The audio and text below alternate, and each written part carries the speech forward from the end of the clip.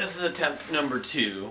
This is what happens, of course, it's happened to me many times, to make vinyl videos, vinyl and just music collection videos, as it turns out. So I'm just going to kind of jump in and tell you this is I'm going to display my Marillion, my favorite band of all time collection. Anyway, it's frustrating. I'm not going to get more into it. Things like this, trying to make this stuff. I have marbles. This is the issue that came out just a couple of years ago. It's a gatefold. This is a perfect record of my favorite songs. Perfect record to me, at least. 2004's edition. This is a 180 gram vinyl. As you can see, it's pretty thick. My favorite songs on it, just to briefly say, The Invisible Man, the first song especially, and Ocean Cloud, the epic that closes the first LP that I just showed you, the first record.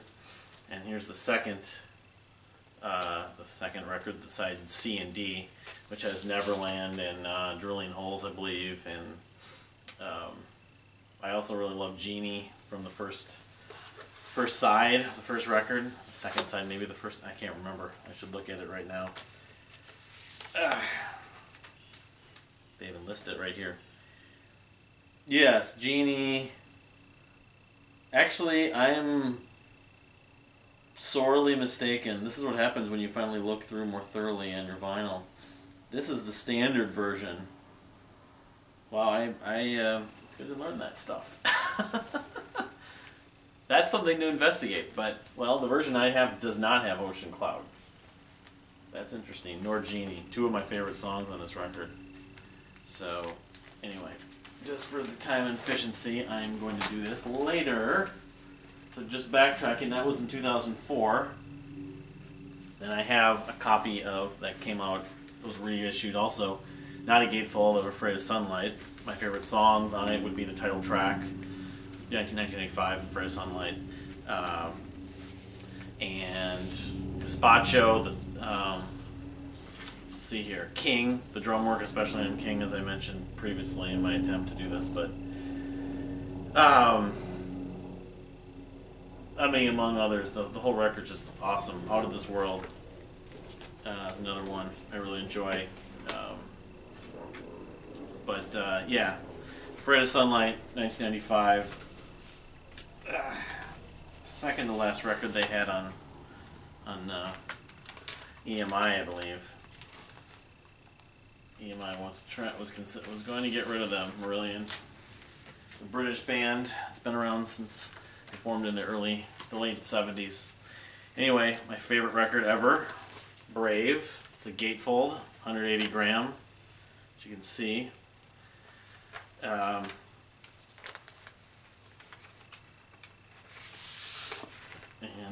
Not a lot going on with the actual records, other than the fact they're heavy, very heavy. But Brave, why it's my favorite record ever?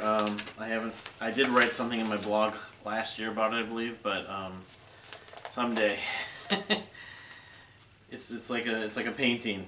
You know, actually, I just was showing the second part that has The Great Escape on it and Made Again, of course. And the first part, the first side A and B. Yeah, I should actually know this by heart. As much as I love this record, I couldn't tell you where it cuts off on what LP, because I haven't. I'll fully admit I have not spent the time listening to them, which it's just a matter of time. But being in the right time and place, I do have a record player right there. Just I don't listen to a lot of music at home. That's the thing. I watch television or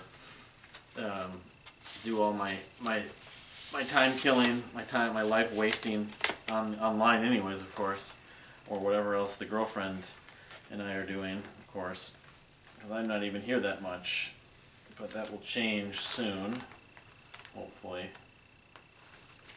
So Brave, 1994.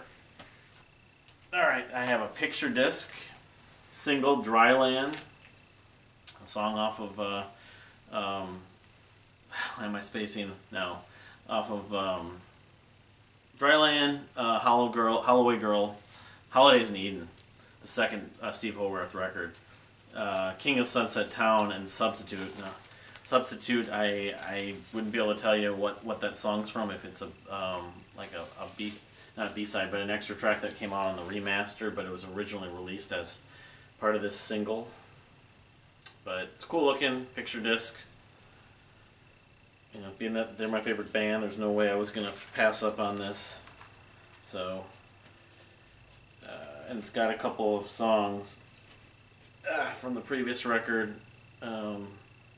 Or I mean, it's got King of Sunset Town from the previous record, Season's End. Alright.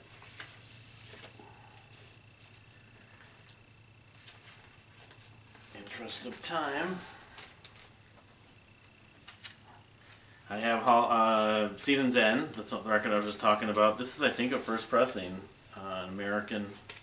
It's just black. I mean, I'll just pull out the sheet with the lyrics. It's just standard black, not 180 gram or anything like that, but the first Steve Hogarth record. Easter's on this record, of course. My favorite on the record would probably be Berlin. But Berlin, the title track,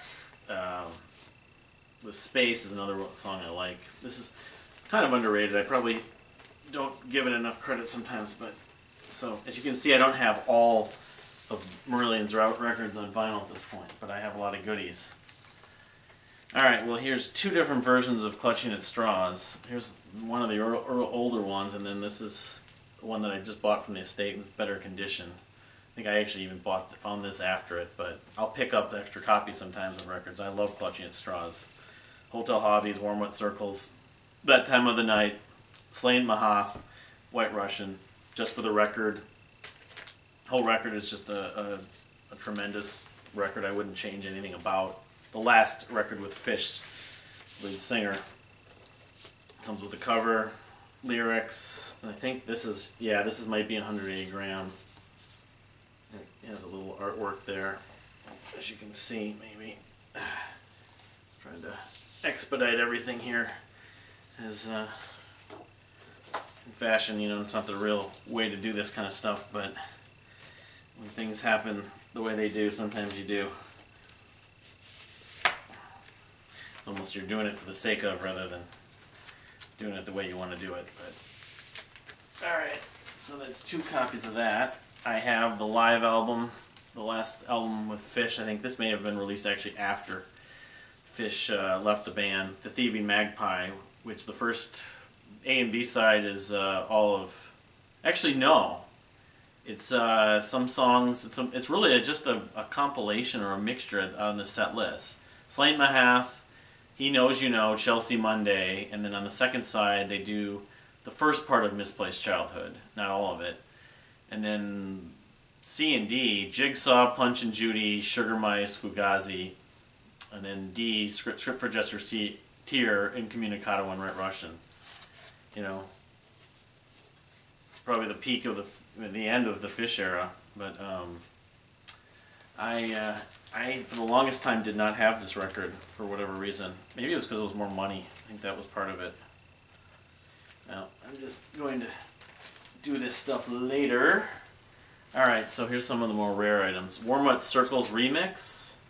Warm Wet Circles from Clutching at Straws. And then the B-side is Incommunicado live at Lorelei, and White Russian and Incommunicado live at Lorelei. Probably the most well-known live show, live recording and video that was during the Fish era. I have a picture disc interview with Fish, which I have not listened to, I'll fully admit, because I haven't used my turntable much, but kind of cool, kind of rare. I have, this is like maybe a 10 year, I don't know what anniversary it was exactly, they just reissued it. Misplaced Childhood, and I have 4 of the 5 signatures. I do not have Fish on here, but when I saw Marillion in 2004, I got all the other guys to sign it. Obviously, I didn't have Steve Hogarth sign it because he didn't sing on it, but and perform on it. But it's a gatefold, really nice. I don't think it's only one LP though, so maybe at some point I will pick up a 180 gram or 200 gram version of this.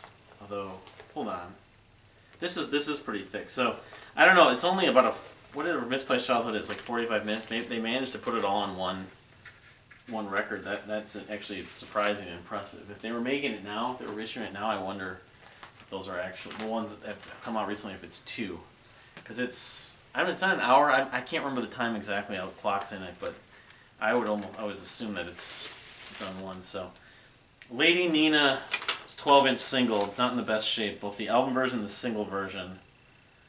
Produced by the mini LP briefing counter, and it's got no artwork. So this was I found this at cheap. One of the first records I ever bought.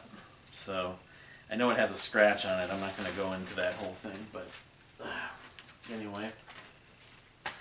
Some more somewhat rarities. Garden Party, 12-inch single with charting the single as also on the A side, a live Hammersmith Odeon from April 18th, 1983.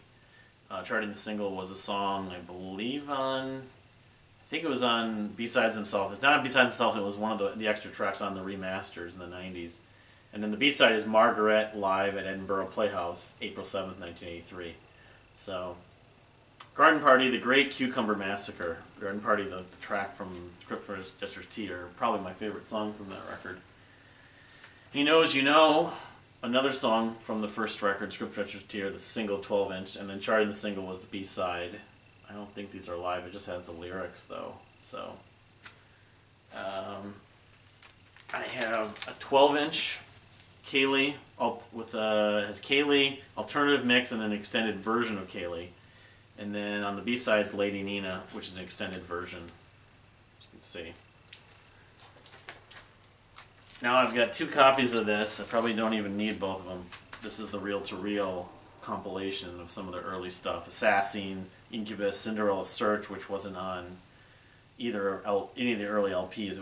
That did come out on B-Sides themselves later, though, in like '87 when that was released. Forgotten Sons, Garden Party, Market Square Heroes. This is one of the most well-circulated. This and Misplaced Childhood are the 2 records you'll find if you do find any Marillion in stores, it seems like. Not incredibly rare, and I mean, I still like the music. It's not the top of the fish stuff, though, but it's, you know, whatever. For completist sakes, I obviously have it because it's easy to find and I wanted it. So, now this is a picture disc of Sugar Mice with a radio edit. It comes with a poster, which I'll fully admit that I have not opened yet. Maybe at some other point I'll be able to open that for a video and show it. But I got this at Record Store Day at No Name Records back in April. So, cool looking disc, but I haven't gotten around to opening it. I will do that eventually. I also do have a 7-inch copy of the Kaylee single, which has the Lady Nina. It doesn't have the alternative mix or the full version, but just the standard. This is probably one of their most distributed single, since Kaylee was the one song they actually got on the radio. So I've got 2 copies of early or original pressings of.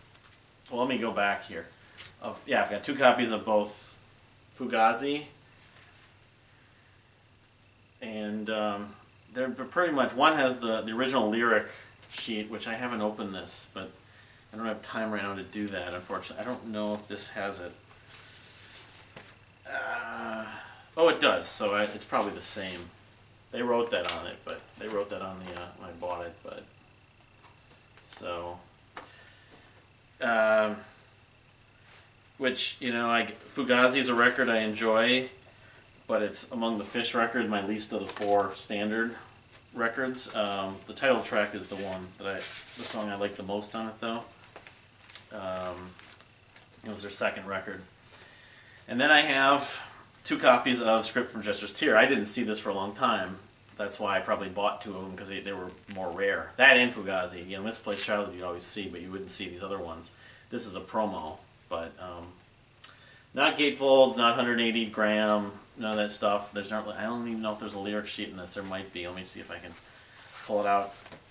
Some of these vinyls, if you have 2 copies. No, I don't have it with that one, so because of the nature of my circumstance at the moment, I'm not going to maybe go in detail, as much in detail as I would have.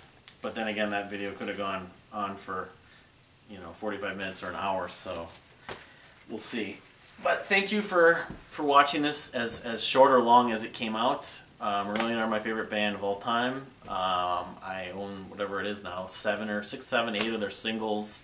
I'm trying to collect all the 80s ones with Fish, but that's an ongoing process, and I may not have a choice but to go the route of eBay at some point with that stuff. But it's always just fun. That's the whole reason when you do it, just to try to find it. So, but thank you for watching, tuning in, watching, and I plan to do some more of these if this comes out okay. CDs included, rare CDs and rare, and just my vinyl collection, rare or not so rare. But hopefully this will work out. Thank you.